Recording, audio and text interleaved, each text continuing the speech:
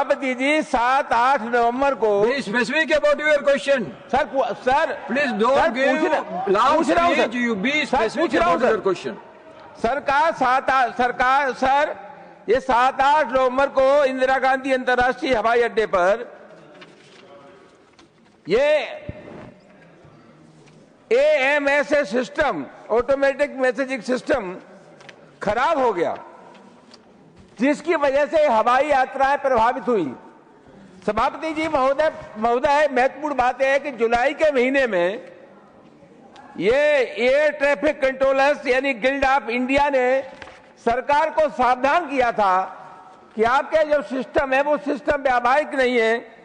चेतावनी दी थी कि इन सेवाओं को आधुनिक बनाए जाने की आवश्यकता है, लेकिन जुलाई में सरकार को आगाह करने के बावजूद भी सिस्टम में कोई सुधार नहीं हुआ और उसका परिणाम यह हुआ कि नवंबर में हवाई सेवाएं फेल हो गई। सभापति जी मैं सरकार से ये जानना चाहता हूं कि जुलाई में चेतावनी देने के बाद ये 7-8 नवंबर को हवाई सिस्टम जो फेल हुआ उसके लिए कौन जिम्मेदार है?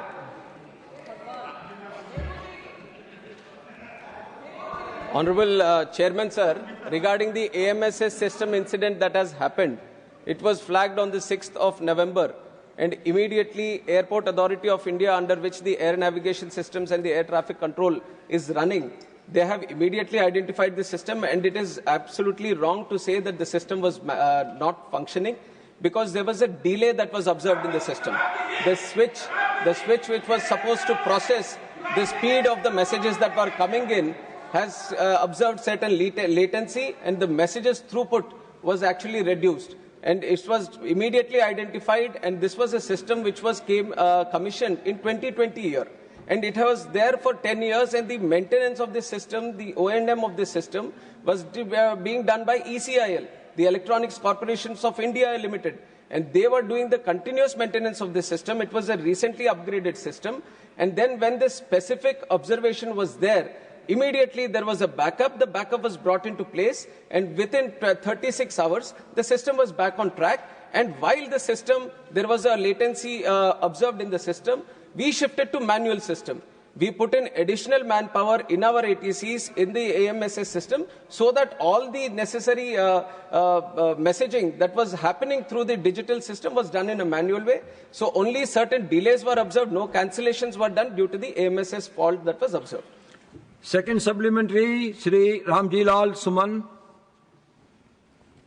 सभापति जी, मैं आपका संरक्षण चाहता हूं। सभापति जी, सवाल इनसे ये पूछा गया कि जब गिल्ड ने जुलाई के महीने में आगाह कर दिया था हवाई सेवाओं के बारे में, तो जुलाई से मैं स्पेसिफिक अबाउट द क्वेश्चन, दिक्कत हो जाएगी, आप पूछ नहीं दे रहे। The minister will be in a position to speak. When you are giving a long speech. अरे सर मैं सिर्फ ये जानना चाहता हूँ सभापति जी, आपके मार्फत कि जब जुलाई में इनको चेतावनी दे दी गई थी तो फिर क्या करते नवंबर तक? सभापति मैं जानना ये चाहता हूँ कि हमारे देश में ये हवाई जो नेटवर्क है वो एकल है, इस व्यवस्था को डुअल बनाए जाने की आवश्यकता है, आधुनिक बनाए जाने की आवश्यकता है। सभापति महोदय मैं ये जानना चाहूंगा कि जिन हवाई यात्रा करने वाले लोगों को असुविधा हुई, परेशानी हुई, उनकी भरपाई करने के लिए सरकार क्या करेगी? Sir, for all the passengers who have faced difficulties during delays or cancellations, there are strict civil aviation requirements car which is in place, and all the airline operators which are under permission to operate in the country, they have to strictly follow. And the passenger rights, the passengers, whatever facilities or the benefits that have been extended through the car have to be provided. And there is a strict regulation from the DGC and from the ministry also to ensure that this happens. And when extraordinary circumstances happen also, because the sector has grown multifold, this is not a sector which was which is the way it has been 10 years or 20 years before. Now it has become so much more inclusive. So much more inclusive, the network has spread so much, and there are 5 lakh people traveling every day in this network, which only 2-3 countries in the world can boast of. And that is the capacity the country is holding today. And please listen to me, and whenever any facility, regarding the software also, let me make it clear, sir, regarding the software, what the inquiry is also being done on that. Airport Authority of India is thoroughly looking into the system fault that has happened, and thoroughly whatever necessary feedback comes in, we will do it. And the continuous technology upgradation happens in this sector, sir. It is not just timely, but there is a continuous upgradation that happens. All the countries, different countries, they keep upgrading the systems that they have, and we keep a continuous watch on what is happening across the world. And our vision from the government is to have the top standards, global standards in the country for aviation. And it is with that vision that we are working, and all the systems, all the technologies that we have in aviation are definitely up to standards, and proper mechanism is there to ensure that they are upgraded on time. Third supplementary, Shriman Pramod Diwari ji.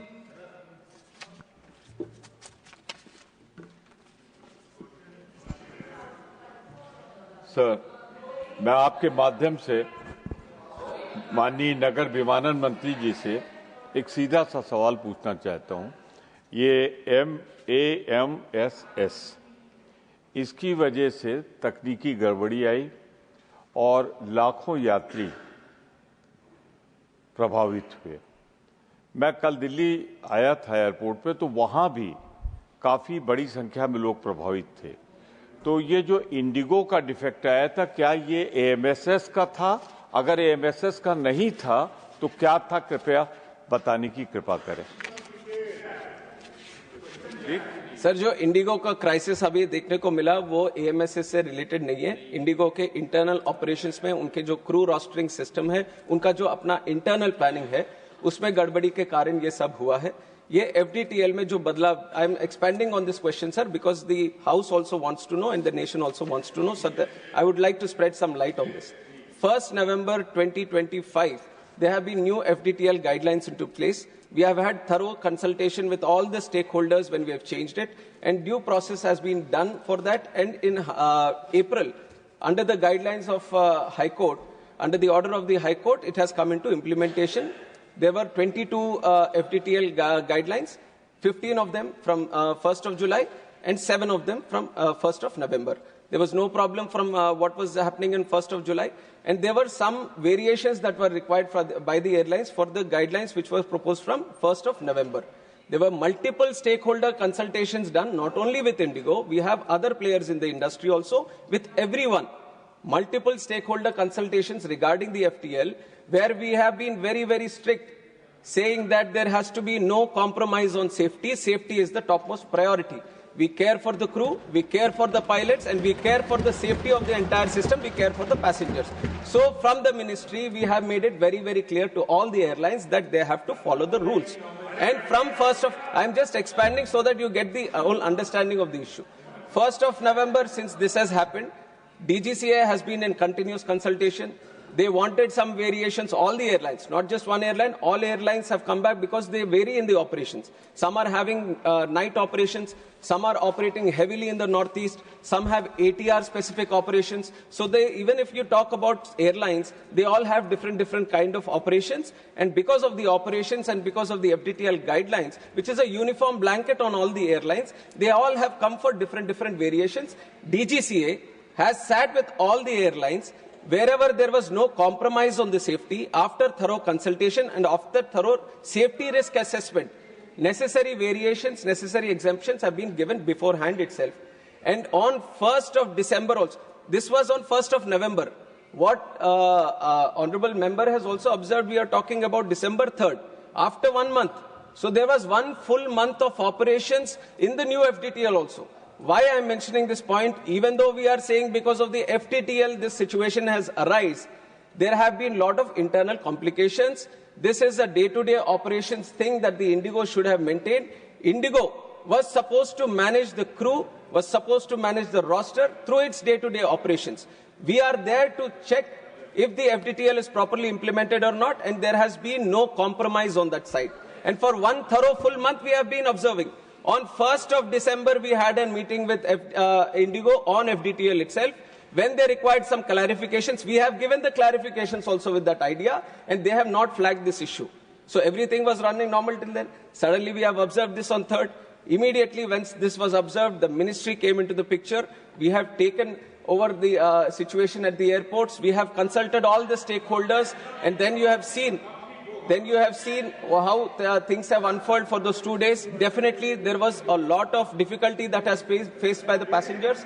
And as a closing statement also, let me tell you that we are not taking this situation easily. We are doing an inquiry, and we will take very, very strict action, not only for this situation, but also as an example.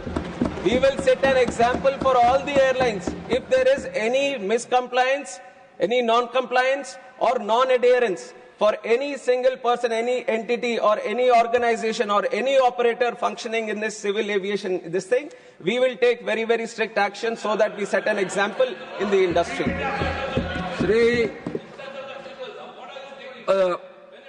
The fourth supplementary, Sri Milan Devra.